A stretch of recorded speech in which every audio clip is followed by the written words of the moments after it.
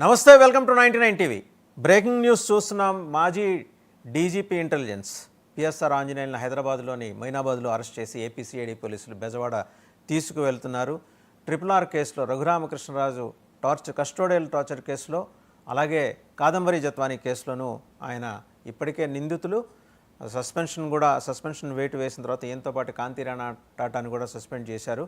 బహుశా ఈయన తర్వాత అరెస్టు కాంతి రాణా టాటానే అయి ఉండొచ్చు. లోకేష్ గారి రెడ్ బుక్ రాజ్యాంగం అమలులో భాగంగా ఈ అరెస్టు జరిగిందని ఆల్రెడీ వైసీపీ ట్రోల్స్ చేయటం మొదలెట్టింది. వాస్తవంగా ఈ రెండు కేసులకి సంబంధించి డీటెయిల్డ్ ఇన్వెస్టిగేషన్ క్యారీ అవుట్ చేసిన తర్వాతే పోలీసులు చట్ట ప్రకారం వచ్చి ఆయన అరెస్ట్ చేసి తీసుకువెళ్తున్నారనేది సారాంశం. సరే, ఈ అంశానికి సంబంధించి political analyst and senior journalist Mastan Rao garu మనతో మాట్లాడతారు. లైవ్లో జాయిన్ అయ్యారు. మస్తాన్ గారు నమస్కారం. ఇది అంటే డిలే అయిందా, సమయానికే అయినట్టుగా భావించాలి ఈ అరెస్ట్?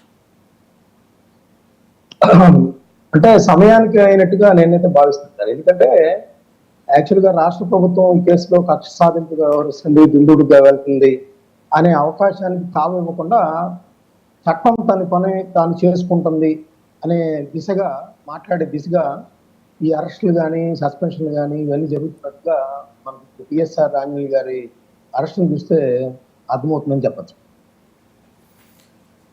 మస్తాన్ గారు, అంటే ముందర రఘురామకృష్ణరాజు కస్టోడియల్ టార్చర్ ఆ కేసు కొద్దాం, కాదంబరి జత్వాన్ని కూడా మాట్లాడదాం. కస్టోడియల్ టార్చర్ ఈయన దగ్గరుండి చేయించారనేది టీడీపీ అభియోగం, లేకపోతే మిగిలిన అప్పటి ప్రతిపక్షాల అభియోగం. దగ్గరుండి ఒక ఇంటెలిజెన్స్ డీజీ ఇవన్నీ చేయించగలరా? ఒకవేళ ఇవన్నీ నిజమైతే ఈ కేసులో ఆయన అరెస్ట్ అయితే అప్పుడు వైసీపీ ఏబీ వెంకటేశ్వరరావు కేసులో చేసింది కూడా కరెక్టేనా అనుకోవచ్చా వైసీపీ ప్రభుత్వం? ఆర్ రెండు వేరు అంశాలంటారా? రెండు అంటే రెండు వేరు కోణాలు సార్. ఏంటంటే ఏబీ వెంకటేశ్వరరావు గారి మీద వచ్చిన ఆరోపణలు ఏంటంటే ఆయన వైఎస్ఆర్సీపీని బలహీనపరచడానికి ఎమ్మెల్యేలని కొనుగోలు చేయడంలో ఆయన కీలక పాత్ర వహించారనేది వైఎస్ఆర్సీపీ నేతల అభియోగం.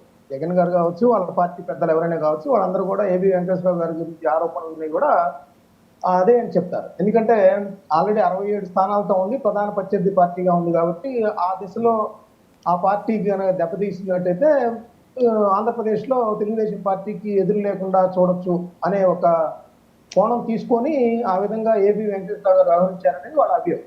ఇక్కడ పిఎస్ఆర్ ఆంజనేయులు గారి విషయం ఏంటంటే జగన్ గారికి సంబంధించి, అంటే మీరు చెప్తున్న రెండు కేసులు కూడా ఇగో డిఫరెంట్. ఏంటంటే కాదంబరి జత్వానీ గారి కేసు, తర్వాత రఘురామకృష్ణరాజు గారి కేసు. రఘురామకృష్ణరాజు గారు ఏంటంటే నిత్యం ఆయన జగన్ గారిని రచ్చబండ కార్యక్రమం ద్వారా ఏకుతూ ఉంటారు, ఆయన పార్టీలోనే ఉంటారు.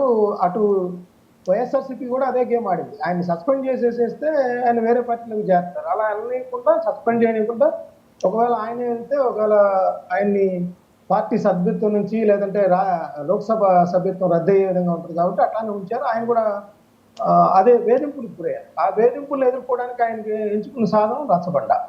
అయితే ఆయనకి సంబంధించి రాజద్రోహం కేసులు కావచ్చు, అనేక రకాల కేసులు ఆయన మీద పెట్టారు.